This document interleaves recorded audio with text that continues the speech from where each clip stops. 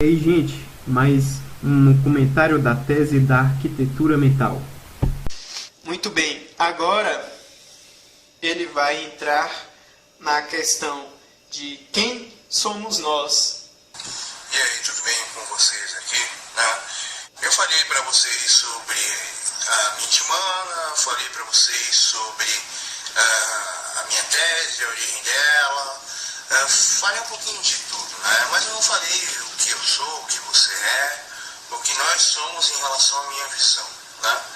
Nós temos a capacidade de assimilar tudo, criar uma solução e dessa solução criar códigos, né? Até a nossa linguagem é basicamente baseada nisso.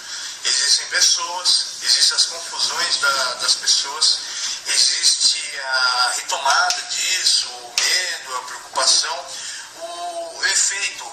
As confusões das pessoas seriam o quê?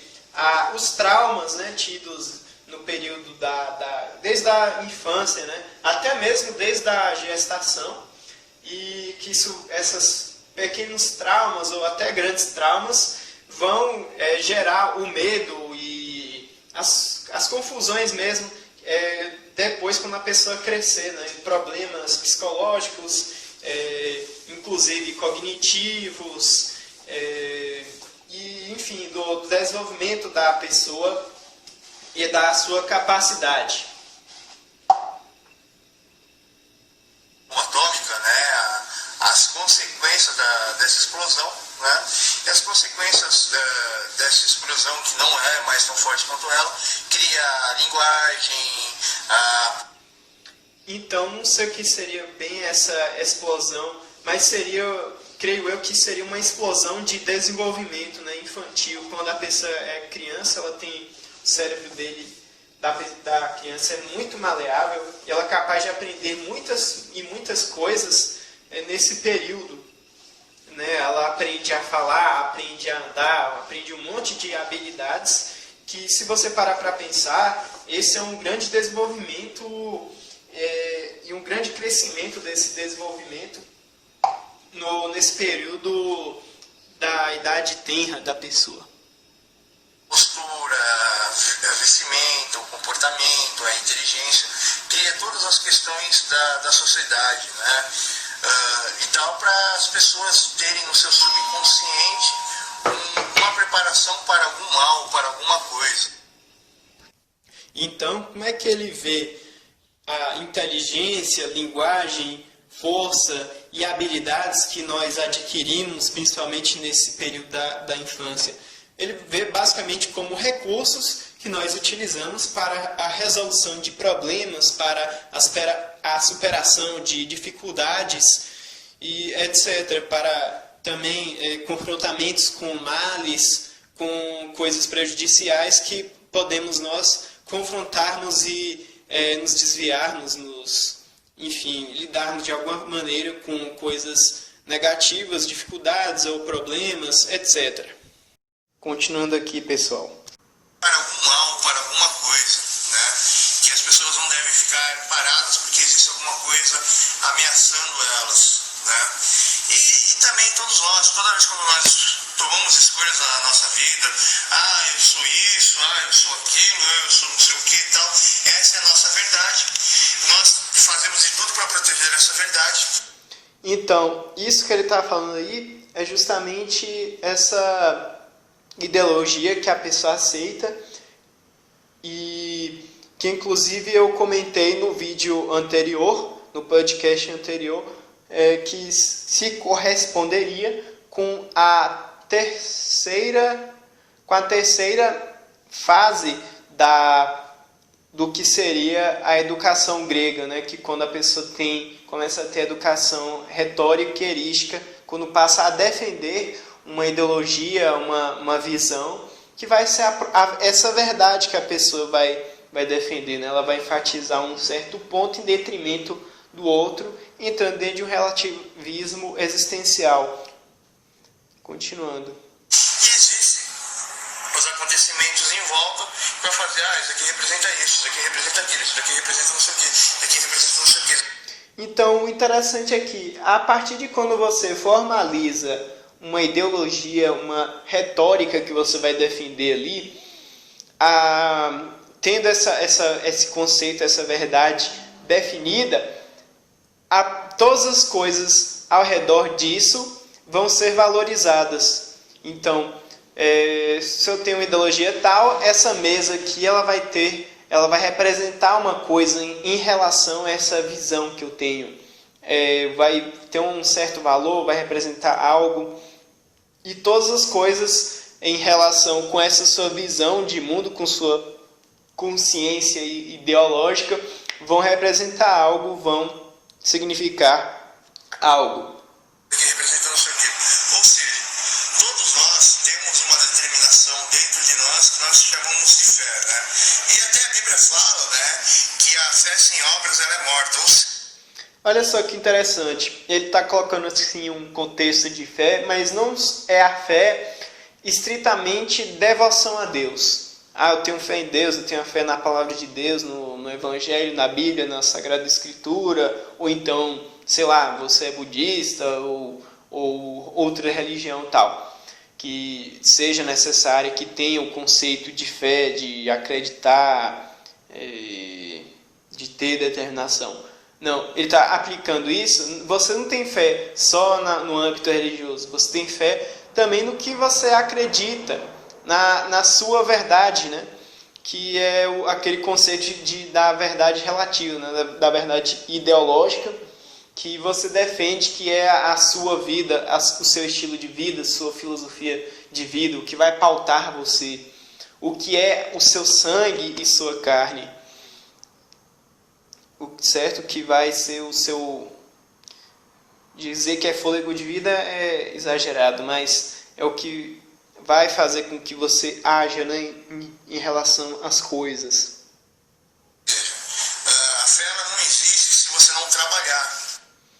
Então, beleza. Você tendo essa firme convicção, essa ideologia em sua mente, você vai trabalhar, você vai praticar, você vai ter a praxis, né, que é falado dentro do marxismo, ou seja, é a fusão da teoria e prática. Então, se eu acredito, por exemplo, minha ideologia é o marxismo, então não existe marxismo sem prática, sem revolução. Então, vou entrar dentro do movimento comunista e fazer as práticas do movimento comunista, ou então vou entrar dentro do movimento estudantil e vou fazer parte das manifestações, e ter chavões e falar na internet e divulgar pensamentos e que estejam pautados, que estejam alinhados com o movimento estudantil. Ou então, se eu sou da direita, aí como é que eu vou agir como sendo de direita?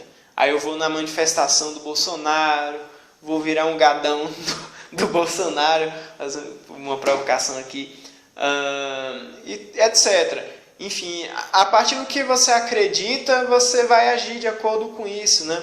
Então, se você acredita que você quer que a vida e a verdade é ser um cara fodão que quer comer todas as mulheres, então você vai agir de acordo. Como eu vou agir como um cara fodão que come todas as mulheres? Perdão aqui pelo termo, mas enfim. Eu vou agir de tal forma. Vou trabalhar para ter um carrão. Aí eu vou comprar um carrão, achando que vai ter muita mulher. Eu vou me comportar de determinada maneira. Vou malhar para ficar com os músculos sobressaltando e as mulheres me verem. Vou colocar um óculos aqui para ficar estiloso. Vou cortar aqui o cabelo de tal maneira para ficar mais chamativo. Então, entende? Isso aplicado para qualquer coisa, não só aqui, como eu falei, no marxismo, ou na direita, ou então, sei lá, simplesmente a vida que você vai levar em relação a ser um pegador, ou então para ser uma pessoa de sucesso financeiro. Enfim, qualquer ideologia, qualquer coisa que você pegar para si, estará morto se não tiver obras. Então você vai agir de acordo com aquilo que você acredita, né? Basicamente, a praxis, a sua fé e as suas obras. Porque toda vez que a gente trabalha, a gente exercita, a gente faz alguma coisa, a gente adquire adquirir um discernimento, uma habilidade, e essa habilidade vai ser a nossa postura em relação a isso. E quanto mais... Ah, sim. E a partir da prática que você tendo, você vai ganhando experiência dentro dessa praxis que você vai fazendo. Você vai aprofundando a sua consciência ali. De repente, no início desse caminho, você vai ter certas ilusões acerca... e algumas visões falhas, né, acerca do marxismo, que você vai aprimorando o seu marxismo à medida que você vai fazendo parte da revolução, do movimento comunista, ou enfim, do movimento estudantil, o que seja, dentro desse balaio aí chamado marxismo, né, que é muito amplo, na verdade, e que tem muitas variantes e muitas coisas, é uma questão até complexa, mas a partir da prática da sua vivência dentro daquele grupo e tal, e como você vai se relacionando e fazendo reflexões acerca daquilo dali, sua visão vai se modificando, ela vai ficando mais certeira, mais habilidosa, sua visão vai ficando mais crítica em relação àquilo dali, ou então se você da direita, você vai aprimorando ao seu modo, né, a forma de defender a sua ideologia de direita, que pode ser o liberalismo ou o conservadorismo. Provavelmente quem é um conservador decente não vai estar apoiando o Bolsonaro, né, pelo menos se for. Mas se for um direita gado, vai estar apoiando. Como eu vou aprimorar o meu pensamento para sempre tá fechado com o Bolsonaro no caixão, né? Só provocando aqui a galera. Ou então, para pegar a mulher, eu acho que para pegar a mulher tem que ter dinheiro. Aí o cara tem um monte de dinheiro e não pega mulher. Vixe, e agora? Aí você, eu tenho que ter postura tal tipo de postura. Aí o cara tem postura, tem dinheiro. Eu consegui pegar as mulheres, mas não consegui pegar muitas, né? Nessa semana só peguei 3, as outras ficaram com nojo. Por quê? Então vou melhorar a minha conversa. Aí melhora a conversa, a forma de comunicação. Então vou melhorar isso. Então o cara, ele vai praticando e vai aprimorando, ganhando habilidades dentro dessa vida, né? E a sua consciência, ela vai cada vez mais se adaptando, se aprofundando dentro dessa vida, dentro dessa verdade, dentro dessa ideologia que você aceitou no seu coraçãozinho. E isso dentro do marxismo seria o quê? A desalienação, né? A desalienação no marxismo seria um processo gradual. Gradativamente, através da praxis, você vai se aprofundando e vai se desalienando das ideologias burguesas, vamos dizer assim, e dentro desse processo dialético vai entrando dentro da realidade concreta. Dentro do marxismo, eu acho que fica mais clara essa percepção aqui. O discernimento nós tivermos, ou quanto mais trabalho nós tivermos, mais capacidade temos para lidar com a gente. Basicamente é isso. Aí esse é o discernimento, essa criação, essa desalienação, essa praxis que você vai desenvolvendo, né? Isso também está de acerca com o próprio trabalho que você tem. Se você é um sapateiro, a prática de você fazer sapatos vai fazendo você se aprimorar, se especializar naquilo dali. E ter um discernimento de acordo com a sua prática de fazer sapatos, de consertar sapatos. Essas habilidades que você tem que tudo que está relacionado a isso, você também vai aplicar, você vai ganhar habilidades que são análogas a isso em outras áreas da vida, né? Então, como você vai viver como sapateiro, que habilidades de sapateiro você vai transpor para outras áreas da vida. Seria mais ou menos isso, né? E aí de cada um, a cada estilo de vida, a cada coisa que há na sua vida, que você pratica, né? A sua fé, nesse termo geral que eu expliquei aqui e que Tiago conceitua, o que isso levaria e a que discernimento você desenvolveria. Mas isso, por enquanto, não responde à pergunta que nós somos, né? Nós somos Então, tudo isso é uma explicação geral. Agora ele vai entrar dentro do que realmente, o que nós somos. Seres capazes de entender tudo, analisar tudo, compreender tudo e definir um resultado lógico sobre isso, sobre aquilo, sobre não sei o que, sobre não sei o que, sobre não sei o que. Nós temos uma habilidade infinita de construção, né? Então, o ser humano ele não precisa ter só uma vida. Ele pode desenvolver qualquer tipo de vida, qualquer tipo de linha lógica de verdade e sua conclusão. Então, um cara que, por exemplo, ele construiu toda a sua vida em pegar mulher, ele não precisa ficar a vida dele toda pegando mulher. Talvez ele se apegue a esse estilo de vida, a esse seu discernimento, a sua fé, e ele não consiga mais sair disso, né? E não consiga enxergar muito além disso. Mas se ele quiser, ele pode ter um ponto de vista mais amplo e ele pode ter uma visão de longo alcance para fazer construções que estejam para além dessa vida que ele construiu, né? Transcender a si mesmo, transcender essa própria vida que ele criou. E o ser humano ele pode criar qualquer vida, ele é capaz de qualquer coisa dentro deste sentido, né?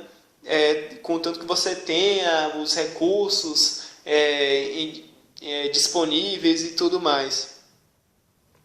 Então, por isso que existem bilhões de seres humanos, bilhões de questões, de ideias, de soluções, porém, em comum, nós precisamos comer, dormir, temos as nossas necessidades fisiológicas, e o que é mais importante até que as nossas necessidades fisiológicas, as nossas necessidades intelectuais, né, que nos motivam e nos faz ser humano, né? Então, o ser humano, além de se alimentar fisicamente, também se alimenta espiritualmente de informações, né? Como o próprio Jesus disse, não só de pão se alimenta o homem, né? Mas é uma alimentação informacional. Ou seja, nós somos uma soma inerente a um objetivo estabelecido, né? Essa soma inerente a um objetivo estabelecido está bem caracterizado, por exemplo, nesse exemplo agora que eu dei do cara que quer pegar a mulher. Se ele tem um objetivo estabelecido de pegar mulher, toda a sua vida ela vai se formatar, se formalizar, criar um discernimento, né, a partir dessa fé e a partir dessa obra, dessa prática, dessa praxis, praxis de pegador, de ter todo um aprofundamento de consciência, de estilo de vida, de filosofia de vida, de habilidades e tudo mais para dentro disso. E inerente porque tudo isso foi criado a partir dessa determinação de pegar um monte de mulher. Por isso que é inerente, não é uma coisa que transcende a esse propósito, não são desenvolvimentos que estão para além disso, né? Essa vontade, esse propósito dele de pegar um monte de mulher abarcaria tudo isso e daria uma formalização para cada uma dessas coisas, né? No estilo de fazer, no modo de fazer, na intenção de fazer cada uma dessas coisas. Soma inerente a esse propósito estabelecido, ou essa determinação comportamental, ou essa construção desse labirintos de espelhos que nós olhamos e o reflexo disso em relação a todas as questões da nossa vida cria a nossa personalidade, né? E a minha tese aqui em si, ela vai ensinar a você olhar para esses espelhos e posicioná-los para focar e ter uma real consciência em relação ao mundo e não uma consciência projetada pelo reflexo desses espelhos, né? E o que basicamente é isso que a tese dele faz, né? E faz com que você saia um pouco dentro dessa vida idólatra ou uma vida assim inerente ao propósito estabelecido, que faz com que você faça todo o desenvolvimento só dentro de uma linha, só dentro de uma linha, só dentro de um estilo, e você saia disso daí, vá para um centro do seu ser, né? Que é esse centro do ser humano que é capaz de criar e de construir tudo, e você tem uma visão limpa da realidade. Uma visão que você consegue ver as coisas não de uma forma distorcida, uma forma limpa, como ele acabou de dizer, né? Focar essas lentes em um ponto central, em que você é capaz de ter uma visão de longo alcance, e também que ele vai falar de causar aquilo que há de acontecer. Então, nós, além de sermos uma questão assim, e você não ser determinado pelas suas ideias, como por exemplo, não ser determinado pela ideia de pegar uma de mulher, mas sim você causar as ideias para solucionar questões, solucionar problemas, a partir de como esses problemas chegam a você, de como você vê as coisas, dentro de um contexto amplo, um contexto geral, que não estão, você não vai submeter a situações ao seu interesse, você não vai impor o seu interesse sobre as coisas, sobre as situações. Você vai ver as situações em contexto geral, e a partir disso, depois de analisá-lo, dessa situação, aí você vai fazer a ação correta para cada questão, para cada coisa. É basicamente isso, em resumo, o que é a tese dele, né? O que ela te leva. Nos auto-estabelecer e nos auto-criar, nós somos o determinador desse estabelecimento, né? Então, olha só, nós podemos nós mesmos nos estabelecer para cada uma dessas vidas possíveis, né? Eu posso me auto-estabelecer para ser um pegador de mulher, posso me auto-estabelecer para ser um marxista, né? É só ver assim, você vai ver a conclusão lógica daquilo ali. Posso me auto-estabelecer para ser uma pessoa do movimento estudantil, ou me auto-estabelecer para ter uma vida tal, uma vida X, uma vida Y, uma vida A, B, C, D. Mas aí, talvez você tendo uma visão mais ampla, né, você talvez veja que muitas dessas vidas não valham a pena, ou que era melhor que você não agisse dessa maneira ali. Enfim, não sei, depende, né?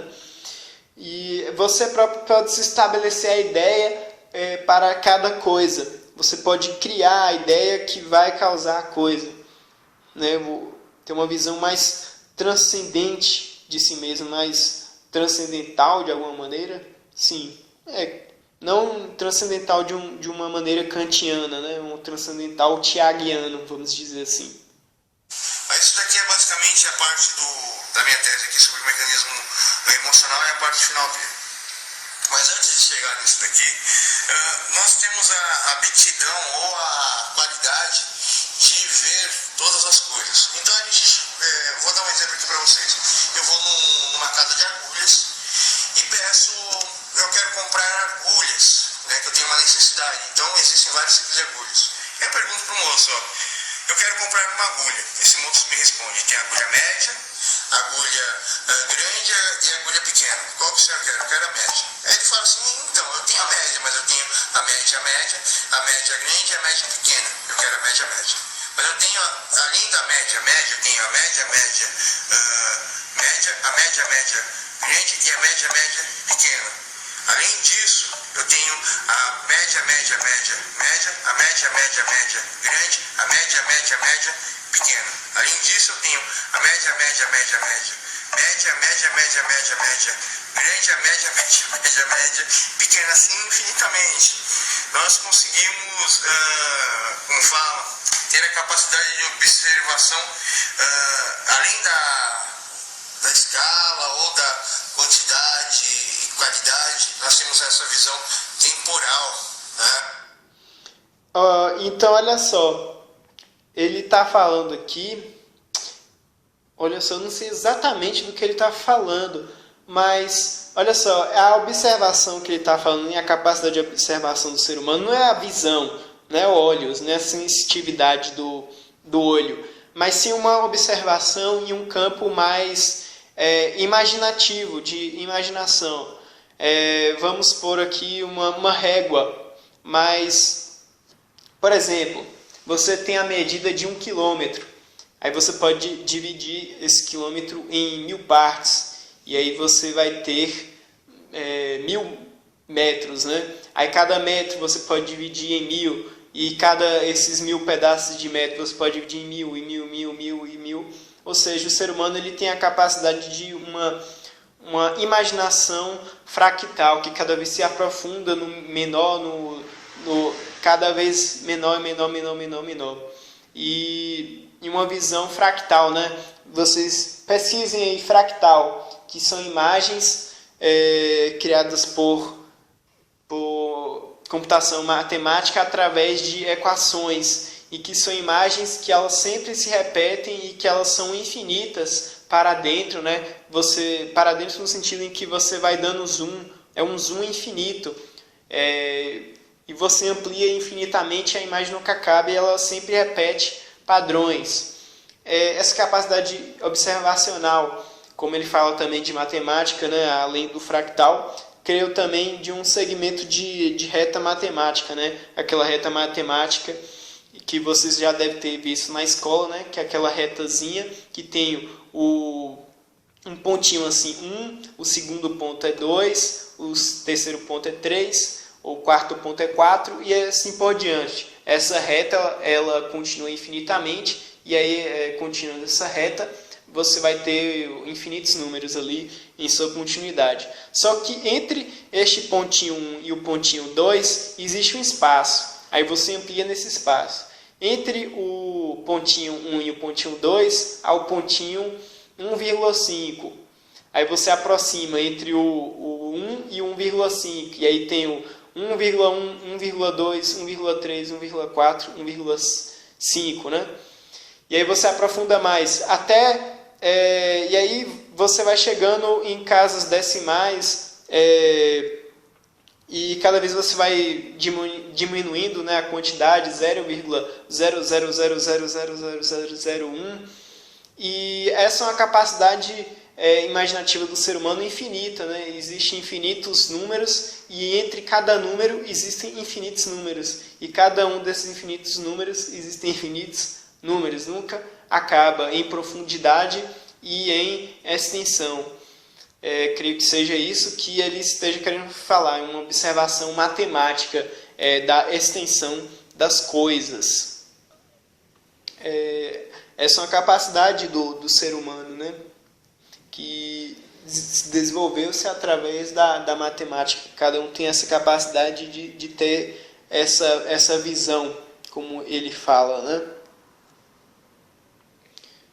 E essa visão temporal, ela está diretamente relacionada à nossa personalidade, aos nossos sentimentos, às nossas verdades, a isso, aquilo e tal. Ou seja, o que nós fazemos cria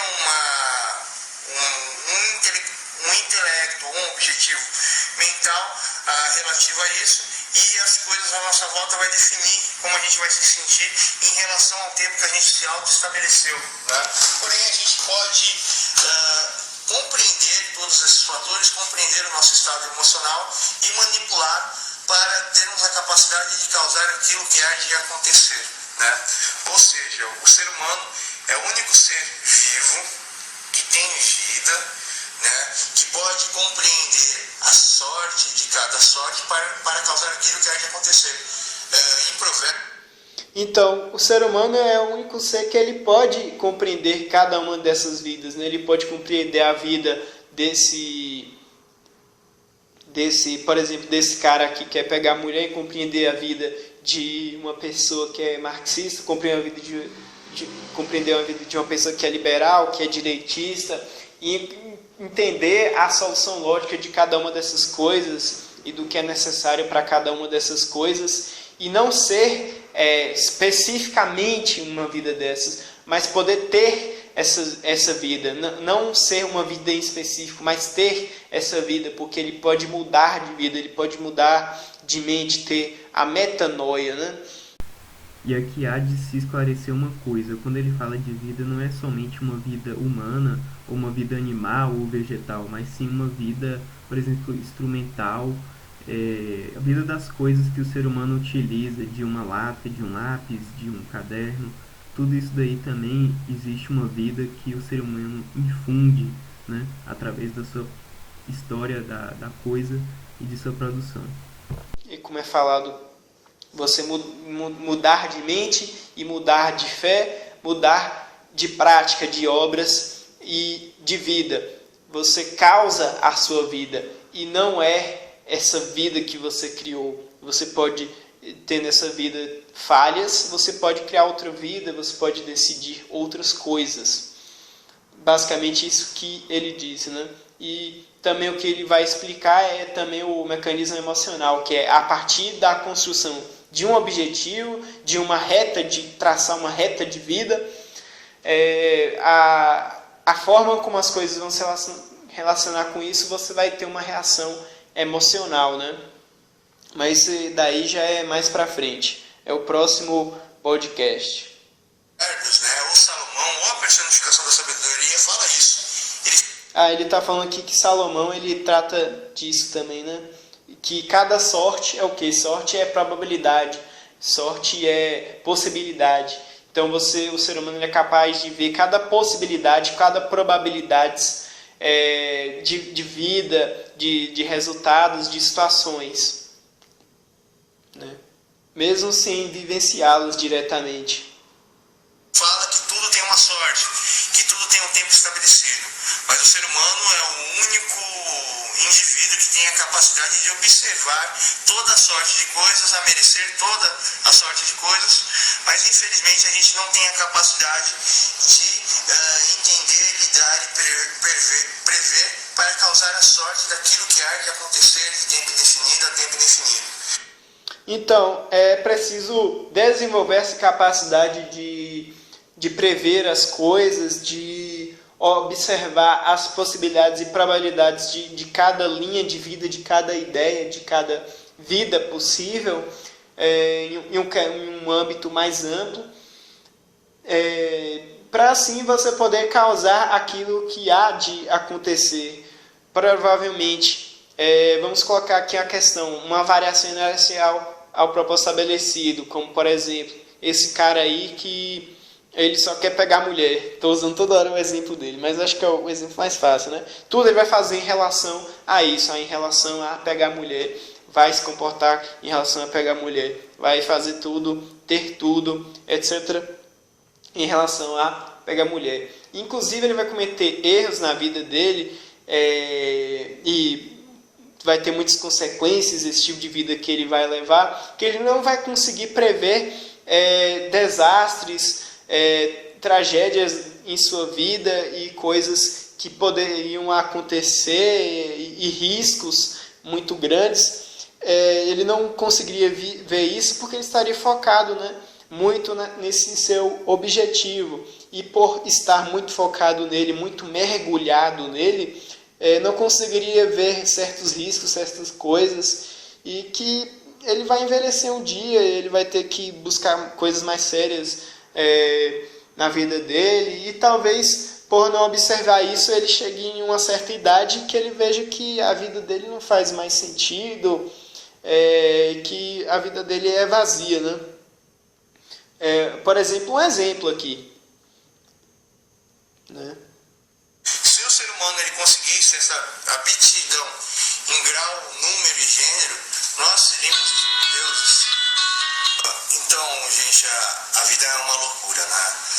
Eu acho que eu consegui expressar quase tudo que eu queria falar aqui. Eu vou ter que sair para fazer uma corrida para ganhar dinheiro. E muito agradecido. Eu já volto aqui para falar, mas vai demorar eu acho que até o domingo que vem, eu acho que essa live vai estar disposta para vocês. Pronto, gente. Terminamos aqui mais um podcast da live da Tese da Arquitetura Mental. Até a próxima.